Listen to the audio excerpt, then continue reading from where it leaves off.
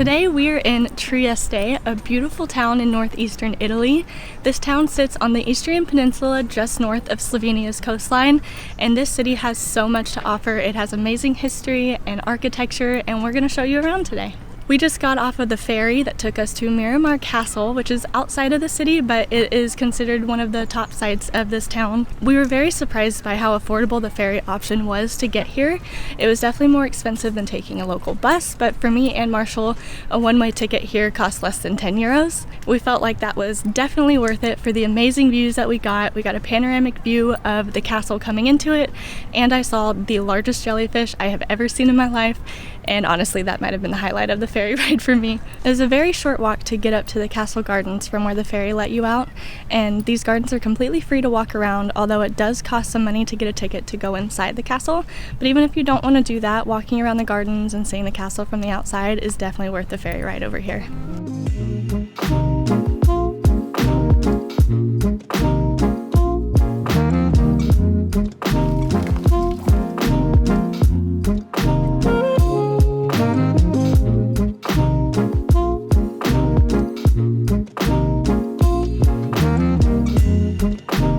The grounds are so much more expansive than we were expecting. There's literally golf carts driving around carrying people on little tours. We've already been walking around for like 10-15 minutes, and I feel like we haven't even scratched the surface of all that we could see.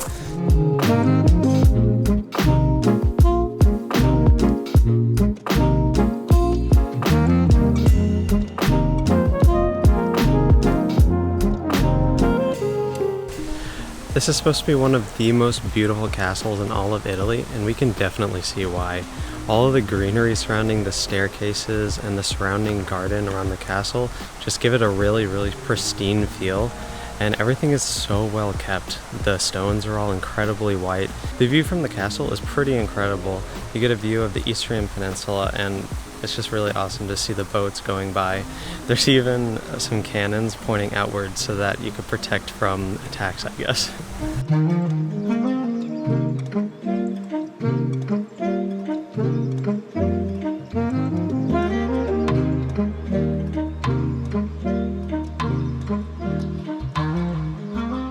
If you decide to come here in the middle of summer like we did, the garden is a wonderful place to escape the sun and enjoy some shade for a little while.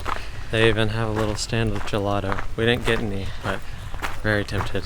So tempted. I'm sure it's so expensive though. Yeah. But we can wait for lunch.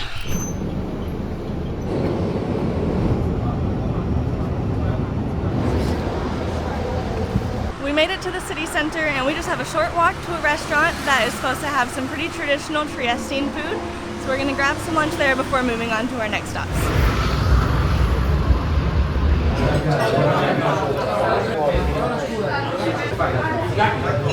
I'm so happy we got a seat. This place is super packed, which I guess is probably a really good sign. So while we're waiting for our food, we each got some espressos to recharge for the rest of the day. I think this meal definitely has potential to be our favorite on this trip so far. I got a traditional soup called Unitá. It has potatoes, beans, and sauerkraut, and it smells phenomenal. We chose this restaurant because it's supposed to have really good Unitá, and I'm gonna try it because I don't want to wait any longer.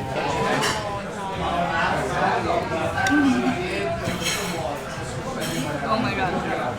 This is the definition of comfort food.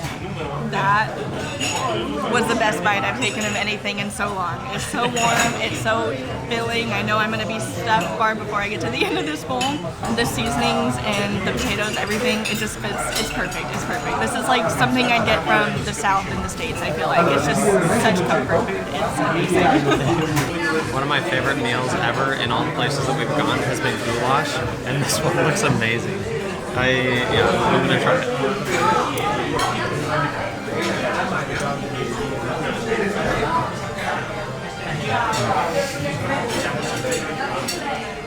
The meat is so tender, and the potato dumplings are so amazing. This is, I think we need to put the camera down and eat because this is perfect.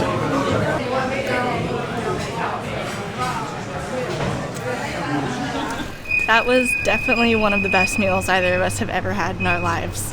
We got 4 espressos, the soup, the goulash, and a liter of water, and it was 38 euros for all that. So it's definitely more than we paid for other places, but still pretty reasonably priced. And they had so many things that looked amazing on their menu that we could happily go back there again before we leave. If you visit Trieste and want to see the same stops as what we're seeing today, I 100% do not recommend doing it in the same order as us. We are taking a very inefficient route. After grabbing some food, now we are going to get another bus outside of the city center to the opposite direction of where the castle was this morning, to a park that is apparently one of the most beautiful in Italy. It's something that I'm very excited for. I'm sure a lot of people don't necessarily try to go back out of the way. Hopefully it'll be worth it.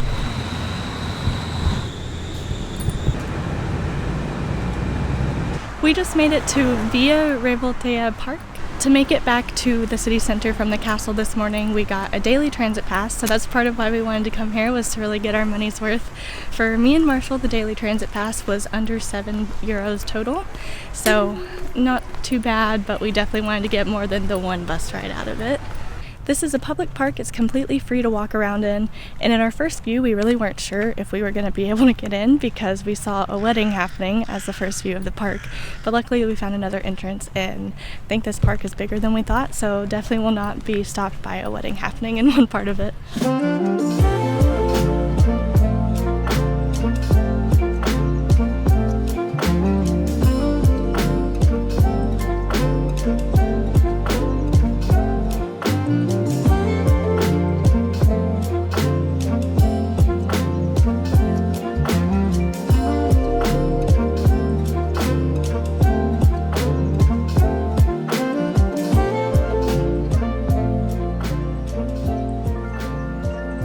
So, not knowing Italian and having done pretty much no research on this place, I assumed Revoltella meant revolution, and this was like a park commemorating a revolution.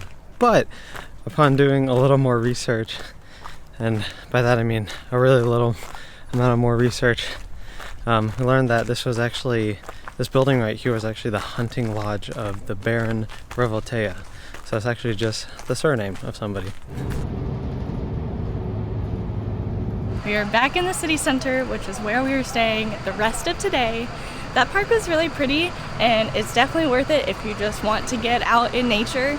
But other than that, I mean, if you're wanting something a little bit out of the city, I think the castle was much more something that everybody will enjoy more so than the park.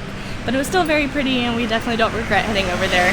I think we also just didn't get to fully experience the park because I think the prettiest part was the cathedral that was there, and since there was a wedding going on, we didn't want to be disruptive, so we didn't really get to appreciate that part of it. For our last few stops today, we're just going to be showing you around some of the popular spots around the city, with the first one being the Grand Canal.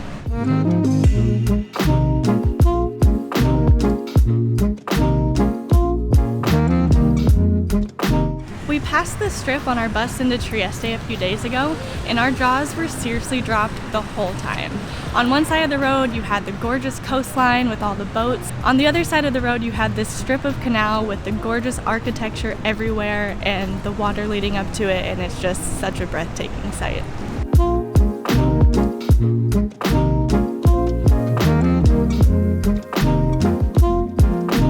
If you're wanting a meal with a great view, there are tons of restaurant options down this canal. We looked at one of the menus and they actually don't seem to be too overpriced, so it's definitely worth checking out. Just a couple blocks over from the canal is the amphitheater, so we're gonna head there now. One of the things we really like about traveling through Europe is that a lot of the cities are just built around all these incredible pieces of really old architecture. Like, this is just right in the middle of the city among all the shops and McDonald's and other things. So you can really just happen upon it randomly.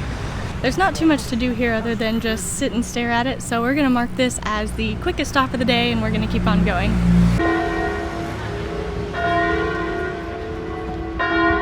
This is another example of things just being randomly placed around the city. We were trying to get to the Piazza in the middle, and then we looked to the left and there's that.